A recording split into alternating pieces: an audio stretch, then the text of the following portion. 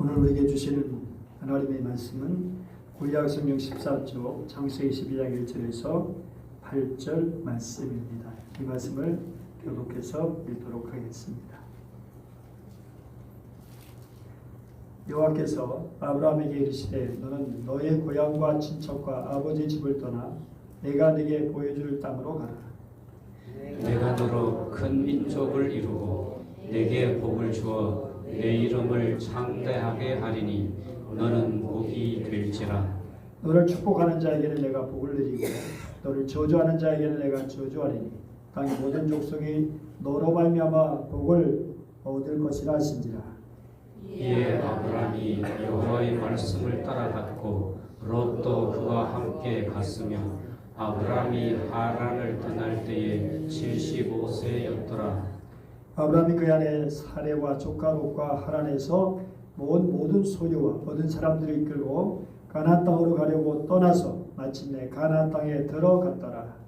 아브라함이 그 땅을 지나 세겜 땅 모레 상수리나무에 이르니 그때에 가나안 사람이 그 땅에 거주하였더라. 여호와께서 아브라함에게 나타나 이르시되 내가 이 땅을 네 자손에게 주리라 하신지라.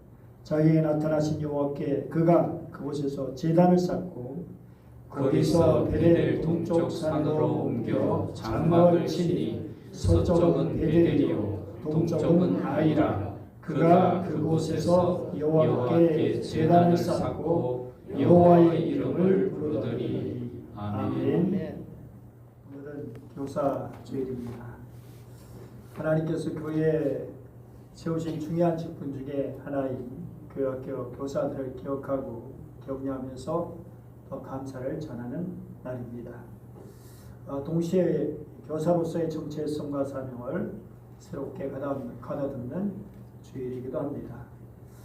하나님께서는 자신의 일을 위해서 이 세상을 하나님의 나라로 만들어 가시기 위해서 계속해서 믿음의 사람들이 이어지도록 하시기 위해서 사람을 부르시고 그를 통해서 일하십니다. 오늘 본문 보면 하나님께서 아브라함을 부르시고 그를 통해서 이제 일하시는 그런 모습들, 그 출발을 볼 수가 있습니다. 이 말씀을 통해서 오늘 우리 교사들이 들어야 할 말씀을 받을 수 있고 또 모든 성도들이 정말 아브라함을 통해서 역사하신 하나님을 새롭게 발견하면서 또 주님 앞에 잘 드려줄 수 있기를 바랍니다. 가나안 땅으로 가렸던 정말 사람 아브라함 정말 보통 결심이 아니죠. 하란에서 가나안으로 가는 그 길은 그야말로 만만한 길이 아니었습니다. 거리도 멀었을 뿐 아니라 날씨 기후로 인한 어려움도 있었을 것이고 더구나 강도 때의 위험이 도사리고 있었습니다. 많은 소유를 가지고 가는데 그 길을 제대로 갈 수 있을지 그런데 놀랍게도 아무런 문제 없이 이상 없이 무사히 가나안 땅에 도착할 수 있게 되었습니다. 하나님께서 지켜주셨던 것이죠. 우리도 인생 걸어갈 때 많은 이런저런 위험과 어려움이 있을 수 있습니다. 그러나 두려워하지 마시고 우리 하나님께서 함께 하시고 인도하심을 믿고 정말 주님을 의지하면서 인생길을 안전하게 잘 걸어갈 수 있기를 축복합니다. 마침내 이제 가나안 땅에 도착하게 되었습니다. 그런데 그 장소를 설명해 주는데 세겜 땅 모래 상수리 나무에 이르렀다라고 말씀하고 있습니다. 여러분 생각해 보십시오. 하나님께서 어떤 마음이셨을까? 그 어려움을 뚫고 그 먼 길을 이제 걸어서 여기까지 왔을 때 하란에서 부르신 하나님이 이제 또 가나안에서 맞이해 주시는데요. 정말 데라를 처음 부르셨지만 그런 이렇게 하나님을 실망시켰던 하란을 가서 떠날 줄 몰랐던 그런 사람이었죠. 그런데 아브라함 순종해서 여기까지 이렇게 오게 됐던 걸 보면서 하나님께서 너무 기쁘셨을 거예요. 참 오늘하고 수고 많았다. 잘했다. 그런 말씀 하시고 싶으셨을 거예요. 그런데 정말 기쁘신 하나님께서 이렇게 말씀하십니다. 내가 이 땅을 내 자손에게 주리라. 그러자 그 하나님 앞에 또 아브라함 제단을 쌓았다라고 말씀하고 있어요. 하나님을 예배하며 섬기고 감사를 드린 것이죠. 그러니까 세겜 땅 모래 상수리 나무가 있는 곳은 아브라함이 가나안 땅에서 처음 하나님을 만난 장소이고요. 또 그것에 감사해서 처음으로 하나님께 제단을 쌓은 그런 곳이죠. 사실은 가나안 땅에 수많은 장소가 있는데 왜 하필 모래 상수리 나무 아래서 하나님께서 나타나셔서 가나안 땅을 내 자손에게 주리라고 약속해 주셨을까? 여기서 우리는 모래라는 그런 이름에 주목하게 됩니다. 모래라는 뜻은 크게 이른비 교사, 선생, 스승이라는 뜻이 있습니다. 이른비와 교사는 서로 어울리지 않는데 어떻게 한 단어에 그런 뜻이 같이 들어 있을까라고 하는 거죠. 그런데 이 모래라는 단어의 어근이 야라입니다. 야라. 여기에는 세 가지 뜻이 있습니다. 던지다, 쏘다, 그리고 가르치다입니다. 이 던지다에는 주로 목적어를 이제 돌을 취하죠. 그래서 돌을 던진다는 거예요. 또는 어떤 장소에 돌을 둔다라고 하는 것이죠. 창세기 31장 51절 보니까 내가 너와 너 사이에 둔 이 무더기를 보라. 여기서 너 사이에 둔이란 말, 둔자라 두다라는 말이 야라이죠. 이게 이제 라반과 야곱 사이에 그런 이제 계약을 보여주는 그런 내용인데 이렇게 이제 무더기를 쌓고 그를 통해서 저들의 이제 평화의 언약 체결이 이루어진 것을 볼 수 있습니다. 그리고 여호수아 18장 6절 말씀에 보면 거기에 이제 우리가 하나님 여호와 앞에서 제비를 뽑으리라라고 그렇게 이제 말씀이 되어 있는데 여기 뽑는다는 말이 자갈을 던진다는 거예요. 그러니까 제비라는 말은 이제 자갈이란 뜻이고 이제 뽑는다는 것은 던지다라는 그런 말이거든요.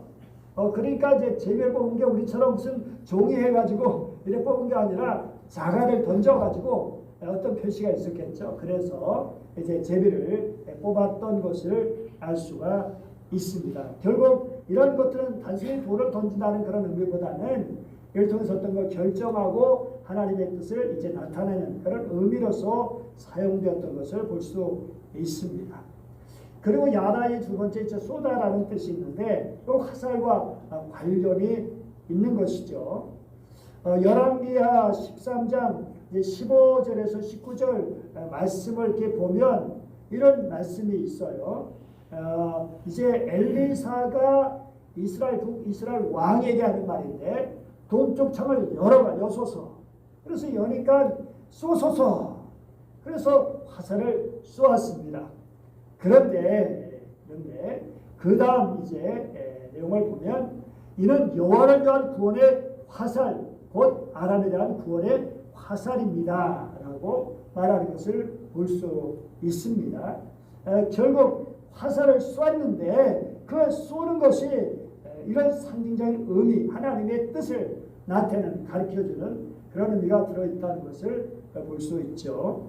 그 다음에 가르치다라고 하는 것이죠. 돌을 던지거나 또는 화살을 쏘아서 새로운 사실을 알려주고 또 비밀한 내용을 계시해주는 역할을 가리키는 것입니다. 우리 시편 45편 4절에 보니까 왕의 오른손이 왕에게 두려운 일을 가르치리다. 이 가르친다는 말이 이제 야라라고 하는 그런 단어인 것이죠.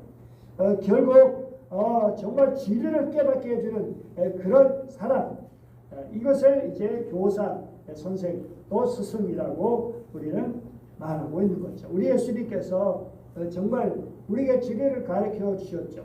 입으로 말씀 가르쳐 주셨고 행동을 통해서 가르쳐 주셨고 또 어떤 방향을 정말 지시해 주심을 통해서 가르쳐 주신 것이죠. 그래서 우리는 예수님을 우리의 참 스승으로 모시고 있는 것이죠. 이런 어근을 가진 모래에는 두 가지 뜻이 있는데 아까 말씀드린 것처럼 이른비죠. 이른비가 내리면 땅을 이제 부드럽게 하고 이제 파종을 준비합니다. 이른비는 이스라엘에서 이제 10월 11월 막 이렇게 오거든요. 그러니까 11월 경우 이제 점점 추워지는데 우리처럼만 그런 겨울은 아니라도 추워지면 울며 씨를 뿌린다. 이제 그런 말이 여기서 나오죠. 어쨌든 이른비가 와야 당연히 비교를 이제 파종을 하게 되는 거죠.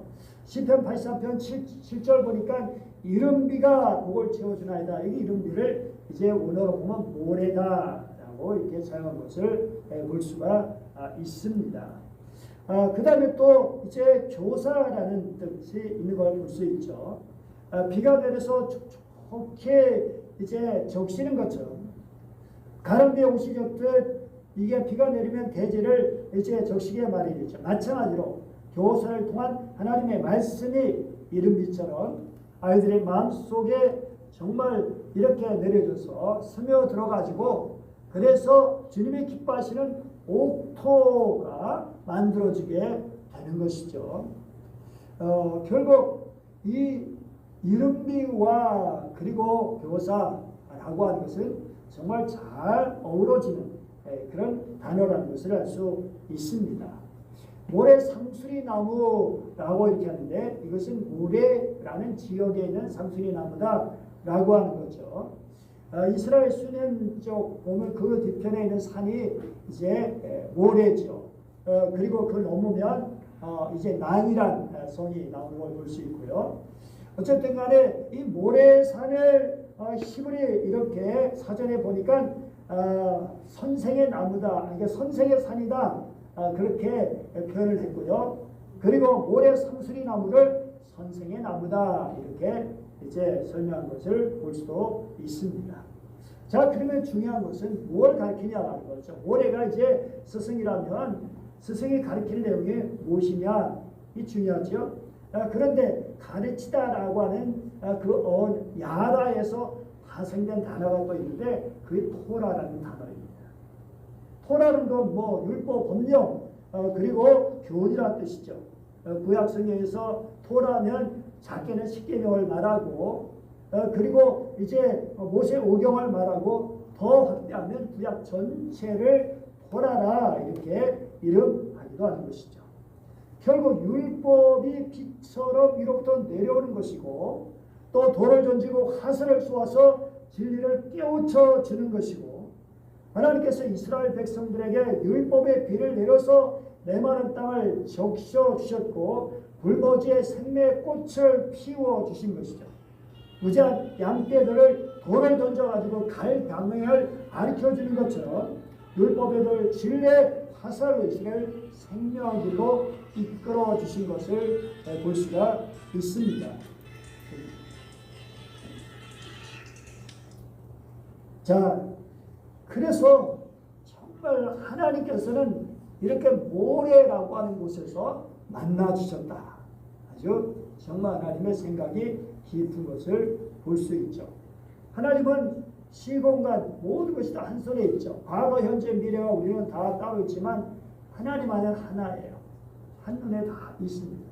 그래서 하나님께서 앞으로 하나님께서 하실 그런 일들을 생각하시면서 또 특별히 모래라고 하는 그런 장소에서 아브라함을 만나 주신 것을 볼 수가 있습니다. 우리 교사가 가르치는 것이 무엇입니까? 당연히 하나님의 말씀이죠. 토라요. 또 생명의 복음입니다.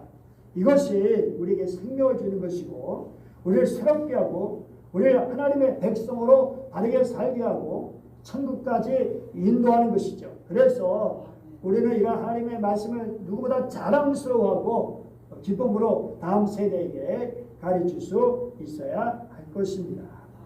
히브리어 동사 야라라는 뜻을 깨닫고 보면 하나님께서 이 나라에서 만날 수 있는 것이 신비로운 섭리다라는 것을 알 수 있어요. 하나님께서 아브라함에게 선생이 스승이 되어 주셔서 가나안 땅과 상속자를 주시겠다는 가르침을 주신 거예요. 여러분 정말 낯설고 물서른 천리 타양 이 가나안까지 와가지고 아브라함 마음이 어땠을까요? 막 서먹하고 먹먹하고 이제 앞으로 어떻게 살아야지 여러 가지 불안도 있고 여러 가지로 많은 생각이 들 수 있을 텐데 그때 하나님께서 나타나서 아브라함을 안도시켜 주시고 그리고 분명한 비전 소망을 주실 거예요. 땅과 그리고 자손. 지금 아브라함은 자손이 없는 상태예요. 그런데 내가 자손 주겠다. 땅을 주겠다. 그러니 내 미래를 내가 보장해 준다 라고 하는 그런 말씀이신 것이죠. 정말 이 가나안 땅을 내게 해서 하나님의 나라를 확장시키겠다 라고 말씀하시는 거죠. 하나님께서 실제로 수많은 역사를 가나안 땅에 이루셨고 참 스승이신 우리 메시아 예수님께서 오셔서 가나안 땅 이스라엘에서 메시아의 사역, 구원의 사역을 그렇게 감당하신 것을 볼 수 있습니다. 오늘 6절 말씀을 같이 보면 그런데 그 세겜 땅 모래 삼순이하며 이르니 그때 가나안 사람이 그 땅에 거주했다라고 말씀하고 있습니다. 여러분 가나안 땅의 주인이 누구였죠? 가나안 땅의 주인이 누구였습니까? 당연히 가나안 사람이죠. 가나안 사람이죠. 그런데 하나님께서 뭐라고 말씀하셔요? 가나안 사람들이 살고 있는데 가나안 사람들의 동의를 구하지도 않고 7절에 뭐라고 그랬어요? 내가 이 땅을 내 자손에게 주리라 라고 말씀하시는 거예요. 그래 어떤 사람은 아니 하나님 왜 남의 땅 가지고 인심을 쓰세요? 라고 생각할 수 있는데 그런데 욥기 41장 11절 같이 한번 읽어볼까요? 욥기 41장 11절 말씀입니다. 예, 자 같이 읽어보세요. 시작. 누가 먼저 내게 주고 나라력은 갖게 하겠느냐? 온 천하에 있는 것이 다 내 것이니라. 하늘 아래에 있는 모든 것들이 다 내게 속한 것이다. 그러면 하나님께서 주시겠다 말씀하실 수 있습니까? 없습니까? 있으시죠. 당연히. 다 하나님의 것입니다. 정말 우리는 그렇게 생각하고 있느냐는 거예요. 모든 것이 하나님의 것입니다. 무엇까지도 내 지갑까지도 내 지갑까지도 내 소유 내 재산까지도 하나님의 것입니다. 라고 고백할 수 있습니까? 우리 아이들에게 정말 가르칠 것 중에 중요한 것이 바로 온 천하의 주인이 하나님이시다. 내 생명의 주인도 하나님이시다. 라고 하는 것입니다. 그래서 우리는 주님을 의지하고 우리 주인이신 하나님을 의지하고 그분의 뜻에 따라 살아갈 때 우리의 인생은 확실하게 되는 거예요. 우리의 인생은 정말 복된 인생이 되는 거예요. 실패하지 않는 그런 인생이 되는 것이죠.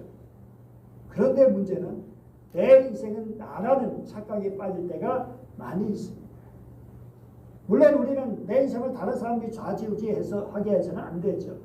요즘 가스라이팅, 다시 말해서 교묘하게 다리를 조종해서 자기 마음대로 부리는 그런 이들이 있습니다. 특별히 사이비 2단 더욱 두드러지죠.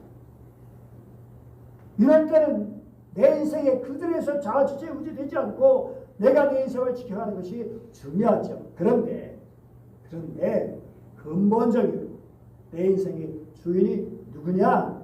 내 물질의 주인이 누구냐? 바로 하나님이시라는 것을 우리는 결코 잊지 말아야 할 것입니다.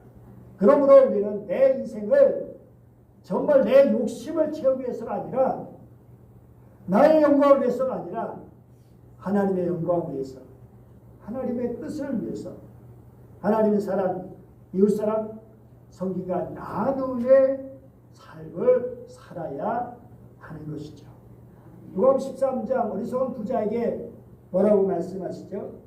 어리석은 자야 오늘 밤에 내가 내 영혼을 도로 찾으리니 준비한 것이 누구 것이 되겠느냐?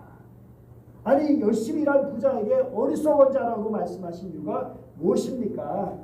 그것은 하나님에 대한 감사도 없었고요. 이웃에 대한 관심과 사랑도 없었기 때문입니다. 자기가 잘나서 그렇게 많은 것을 얻었다고 생각이 돼요. 그래서 자기 멋대로 누리고 싶은 마음으로 가득 찼기 때문입니다. 여러분, 하나님께서 아브라함을 부르셨는데 아브라함 혼자만, 아브라함 가족만을 위해서 부르신 거냐라고 하는 것입니다. 본문 2절 말씀을 보세요. 자, 이 본문 2절 시작. 내가 너로 큰 민족을 이루고 내게 복을 주어 내 이름을 창대하게 하리니 너는 복이 될지라. 이 복이 될지란 말이 남에게 복을 끼쳐주는 사람이 될 것이라 라고 하는 말씀입니다. 누구에게 복을 끼쳐준다고요? 타인에게, 남에게. 남은 확 넓죠. 심지어 원수까지. 나를 미워하는 사람까지. 그에게 복을 끼쳐주는 사람이 누가 되어야 된다고요? 누가요? 우리가 되어야 된다. 하나님의 백성이 되어야 한다는 것입니다. 여러분, 하나님께서 하란에서 살고 있는 아브라함을 끌어내서 가나안에 이르게 하셨어요. 그런데 생각해보면 아니 하란에서 하나님 섬기면 안 되는가? 여러분, 왜 문경에서만 꼭 교회 다녀야 되고 서울에서 교회 다니면 안 되는 거예요? 그렇죠? 아니 우리가 어디서 되는데 다 하나님을 섬길 수 있다고요. 그런데 왜 하나님께서는 하란이 아니라 처음에는 우르시가 시작돼서 하란에서 그 다음에 왜 가나안 땅으로 오게 하십니까? 그냥 하란에서 믿게 하셨다면 그게 여행할 필요가 없을 텐데 아니 우르에서 그랬다면 너무나 그렇지. 그런데 하나님께서는 가나안 땅이라는 하나님의 영역을 설정해 놓으시고 그것으로 부르셨다는 것입니다. 그런데 누가 아니요 창세기 10장 1절에 보면 어떻게 되어 있습니까? 내가 내게 보여줄 땅으로 가라. 보여주다 말이 라라요. 라라. 이것은 이제 보다 보여주다는 그런 뜻도 있지만 숙고하다, 주시하다, 주의를 기울이다, 확실히 고려하다, 기쁘게 하다. 다양한 뜻이 있는 단어입니다. 다시 말해서 정말 내가 내게 숙고해서 주의를 기울게 하는 땅, 그러니까 기쁘게 볼 수 있는 땅. 그러니까 하나님께서 아브라함을 그냥 고생시키려고 그렇게 부르신 것이 아니라 깊은 생각 속에 부르셨다는 거예요. 가나안 땅을 매개로 해서 하나님의 나라를 이루시기 위해서. 그러므로 그냥 땅으로 끝나는 것이 아니라 아브라함은 눈에 보이는 대로 가나안 땅에 들어왔지만 그러나 엄밀한 의미에서 보면 가나안 땅이 아니라 하나님 나라에 들어온 거예요. 이제 하나님께서 통치하시고 하나님께서 다스려 주신 그 나라의 시민으로 들어온 거예요. 그동안 하나님 나라는 있었지만 백성이 없었어요.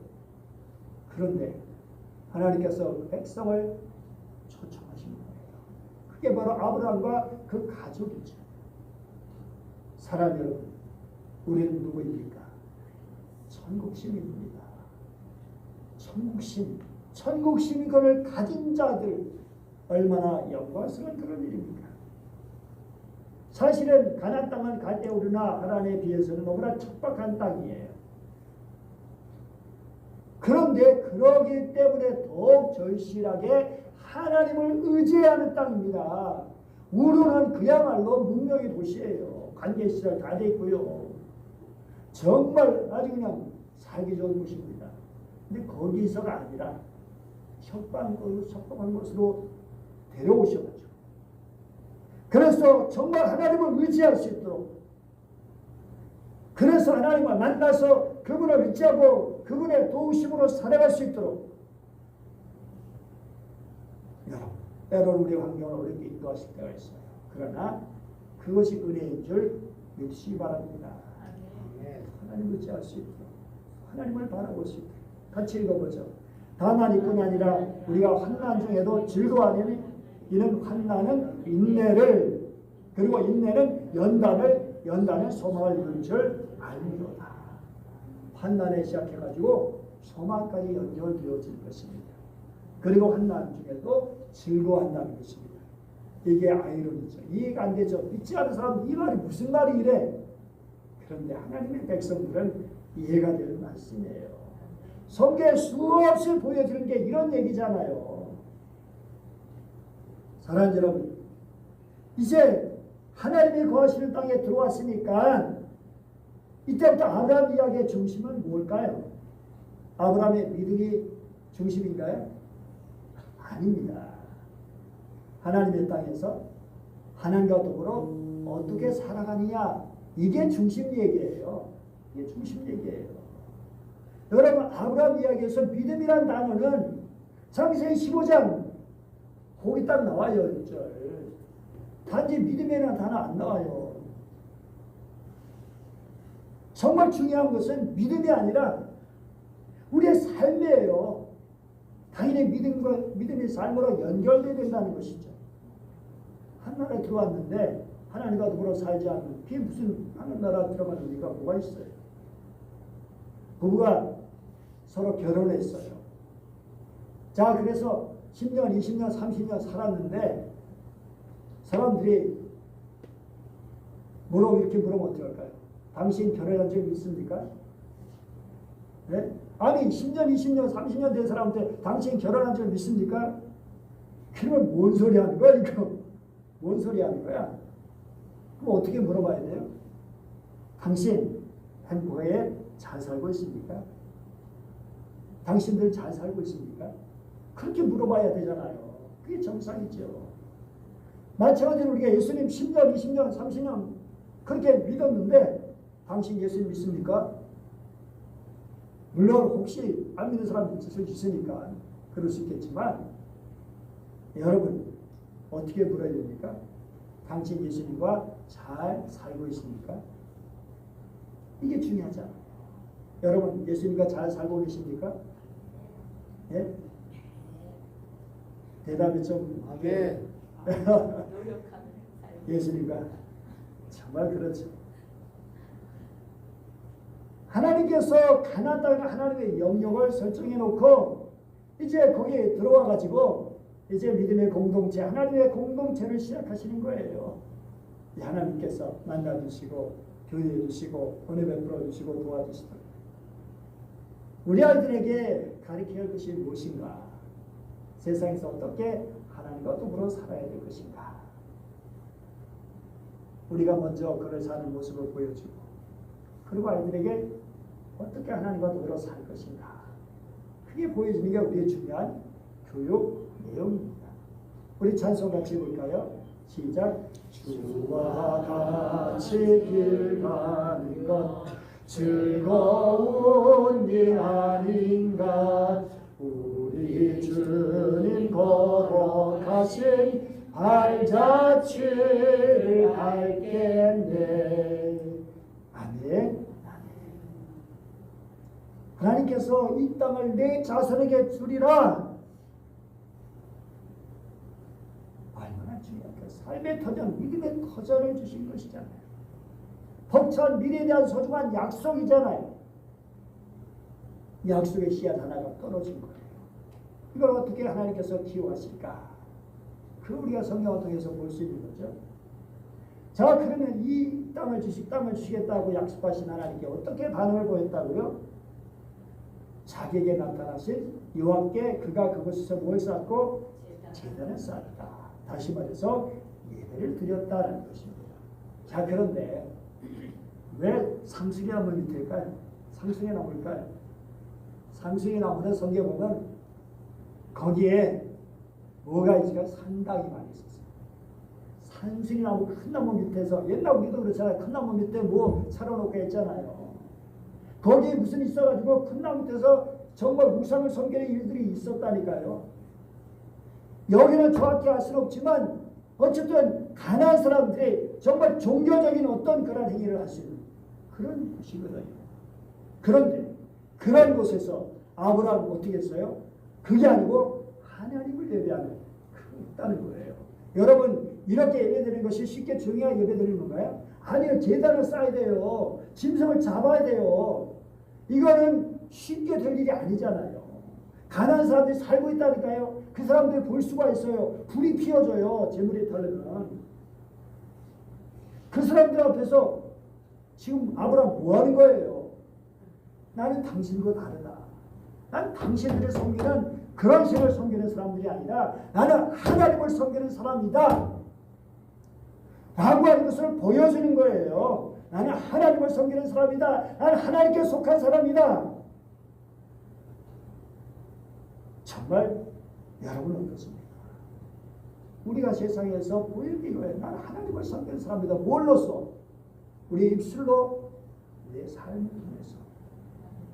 중요하죠. 우리 아이들이 예수 믿는 걸 자랑스럽게 여길 수 있도록 하나님을 섬기는 것이 얼마나 자랑스러운지 여러분 이게 쉬운 일이 아니에요. 그러다가 무슨 돌팔매에 맞을 수도 있다니까요. 그럼에도 불구하고 제단을 쌓았어요. 그리고 8절에 보면 하나님의 이름을 불렀다고 되어 있잖아요. 여호와 이름을 불러. 또 가서 제단을 쌓고 딴 데 가서 하나님의 이름을 불렀어요. 나는 하나님의 사람이다. 얼마나 귀한 것입니까? 사랑 여러분, 오늘 주님께서 우리의 모래 되신, 우리의 스승 되신 우리 예수님께서 말씀하십니다. 너는 어떤 사람으로 살아갑니다. 너 나와 어떤 관계로 살아? 다음 세대에게 뭘 가르치기를 원하느냐? 주님의 말씀, 생명의 말씀 보고 그 말씀의 핵심은 주님과 더불어 살아가는 것입니다. 전무지하고 지식적으로 하는 것이 끝나는 게 아니라 주와 함께 살아갑니다. 그래서 한나중에도 즐거워하고 소망으로 인내하면서 기뻐하고 감사하면서 하나님의 영광을 누리는 삶입니다. 이것이 우리 교사들, 우리 성도 여러분들 그리고 아이들에게까지 계속 이어질 수 있기를 축복합니다. 아멘. 기도하겠습니다. 은혜로우신 하나님 아버지 감사드립니다. 오늘도 저희를 사랑해 주시고 말씀을 주시고 감사드립니다. 우리의 모래 되신 주님, 하나님 아버지 주님을 찬양합니다. 하나님 아버지 우리에게 모래로 스승의 역할을, 교사 역할을 감당케 하신 주님, 이 삶을 잘 감당하시도록 먼저 주님께 기울이고 주님께 우리의 마음을 드리고 주님을 믿고 따르며 주님을 의지하게 해주시고 주님의 인도하심에 따라 또 주신 사명을 잘 감당하는 저희들 되게 하여 주시옵소서. 간절히 원하며 참야의 참 모래 되시는 구주 예수님의 이름으로 기도드립니다. 아멘.